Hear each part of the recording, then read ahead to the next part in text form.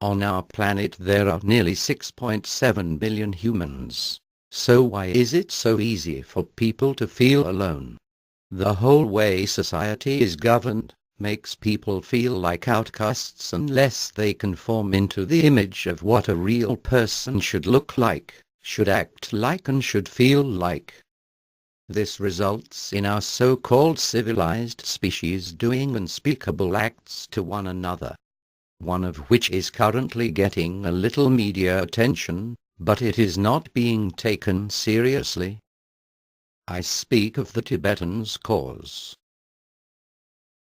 The criminal acts are being carried out by the Chinese government, using their military might to oppress and suppress any type of basic rights that every human is born with, regardless of creed, race, religious beliefs or sexuality.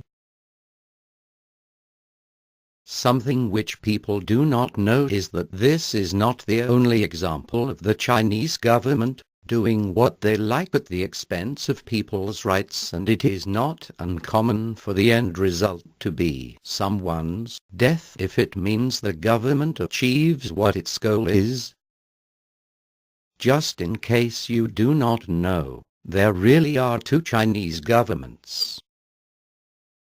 After the last Chinese Civil War, two governments emerged. One is the Republic of China, which is now commonly known as Taiwan. The other is the People's Republic of China, which controls mainland China, Hong Kong and Macau. How many other instances can you remember where the people stand by a non-violent approach to protesting and advocating their right to their land, are met with an excessive violent reaction? One of the best known occurred when the great Mahatma Gandhi opposed the British rule of India and famously used a peaceful approach to the problems he and others faced. What this proved was that a determined peaceful approach can change things. But for how long should we expect the Tibetans to put up with the reaction facing them? The rest of the world governments largely ignore their plight, and like many other world problems, they hope just by ignoring them they will go away. That means it is up to us, the so-called general member of public, to do something about it. So what can you and I do? Simply put, we can take a page out of the Tibetans' book and peacefully make it impossible for the mainstream media, our governments and worldwide companies to ignore. If we keep shaking the foundations of those who, deliberately, ignore what is happening, they will eventually be forced to see what we see. They will be forced to do something about it. If they choose not to, then they become as guilty as the Chinese government themselves.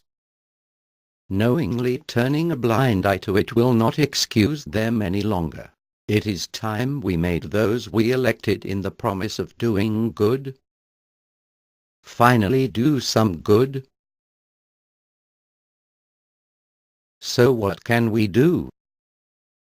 Write or phone every available media stream in your area. Appeal to their conscience and try to get any exposure, protesting right outside their headquarters. How about protesting right outside any residence of our elected officials? Maybe taking time out of our day to educate others to the crimes going on there at the moment. Forcing our local MPs or senators to bring the issue up when in country-wide meetings. Getting in touch with companies directly involved with the Olympics and protesting them. Trying to educate the workers on the floor who do all the hard daily work for them companies and educating them to the plight and gaining their support. Boycotting all goods shipped from China, which is made by exploiting their citizens. These are just some ideas. If enough of us try hard enough, we can make a difference.